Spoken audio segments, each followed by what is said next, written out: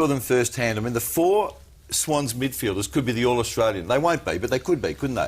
None of those blokes, Jack, Hanbury, Kennedy, McVeigh, they all justify an All-Australian jumper this year. Absolutely. I mean, I think, like you're saying, Gerard, I think they're the hardest working midfield in the competition. I mean, there's some great vision of Hanbury, and look, he's an elite runner, but the fact that he runs so hard, there's one thing being an elite runner in the training track and running, 3-minute runs and 5-minute runs, and we'll talk to Nick Rewald, who's a great runner, he's a great game runner, but Dan Hanbury's now a great game runner.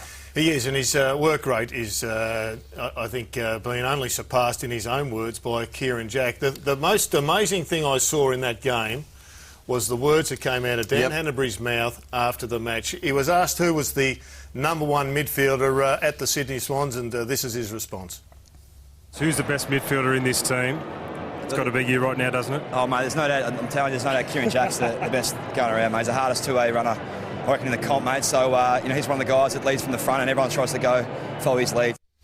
It's a massive rap for Kieran Jack, and every time I watch him, I just think to myself, what a fantastic story for footy. And the two-way running aspect, I don't think a lot of fans go to the game to watch a bloke run from the back forward pocket to the back pocket, but that is what is so heralded at Sydney. You see it with Mumford, you see it with all their midfielders, and that's why they're so tough to beat. Andrew Gaff was on Kieran Jack at one stage, and Gaff is a pretty aerobic beast, a hard worker, but he got blown off the park, and a good lesson for him. But just take a look if you want to see work rate. This is Dan Hanbury at his absolute best. He gets a couple of possessions down in the half-back flank of a pretty long ground at Subiaco, and he gets on his bike. He can sniff an opportunity here. Jesse White, another great improver. He gets the ball through to another member, Luke Parker. He goes off screen. Kieran Jack comes on board, but you'll just see who bobs up with the ball. I think that's the other thing is, Gerard, they're not running forward until they win it, Mike. I mean, they're running forward once they get it. That's the difference between the Sydney midfield. Look at that work rate. See, that's 140 metres he's running. Yeah, but they're always in control of that football. So he's not cheating, Dan Hanbury. Kieran Jack's not cheating. We see him running through. They're just running hard for their teammates. They're running hard to control. You've got, I think it's Craig Bird comes in the screen there. They all support each other. And then Bob's Dan Hanbury. Now, tell me this, Riz, is there a kid called Dane Rampy playing in this team? Yep. I hear, I don't know this firsthand, but that he had 2 pre-seasons with the Western Bulldogs. Yeah, Jono confirmed that yesterday. He confirmed that, did he? That's right. And he's been ignored. Now, you can't ignore a kid with that ability. He's playing in the best team, or one of the 2 best teams in the competition, and not looking out of place. How does he not get a run at a team that's down near the bottom of the ladder? Yeah, look, it's surprising. I mean, the boy is Newington boy, played a lot of basketball as a kid growing up. Didn't play a heap of footy, went down to Melbourne to try his luck, worked really, really hard, came back up, played for University of New South Wales in the Premier League last year. I remember seeing him played for the Swans seconds against the Giants last year out at Skoda Stadium, and you could tell that this kid could play AFL football.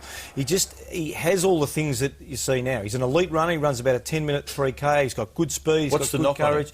Well, I think the knock on him, and I'd have to do some research, I think the knock on him was maybe his kicking wasn't improved super. a lot, then. It's improved a lot. I mean, he's slotted really, and it's going to be hard. The Swans have got a lot of injuries, but he looks to be one that will probably hold his place in the best 22. And that's the big issue right now. We're all talking about potential flag favourites. Hawthorn maintains it with the bookmakers, but the Sydney Swans, they are, in the absence of these stars, getting some games into players that are giving them a Geelong-like list. I mean, the depth of Geelong's list is formidable, but the Sydney Swans also is getting bigger.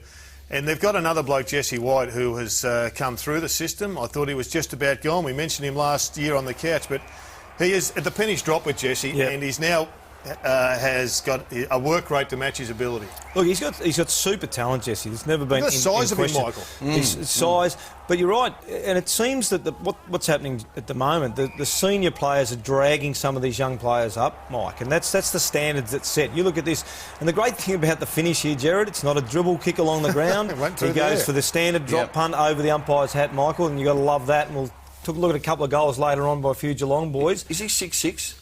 He'd be 6'5", 6'6", He can jump. He's got good speed, not super endurance, but he's got good speed, and he's now playing around his potential. And Jed Lamb also a pretty impressive display.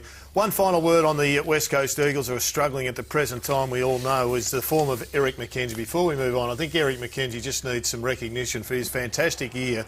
Their defence has been quite superb. Darren Glass And Eric McKenzie, who has taken all the big guns this year, has got to be a significant nomination in the All-Australian squad and a genuine contender for the key spot. Yeah, I agree with that. The other bloke I've loved this year, though, was Darren Glass. The more I see him play, the more I think he is a giant, Darren Glass. And there was certainly a lot of pressure on their defence on the weekend. Their midfield got absolutely slaughtered.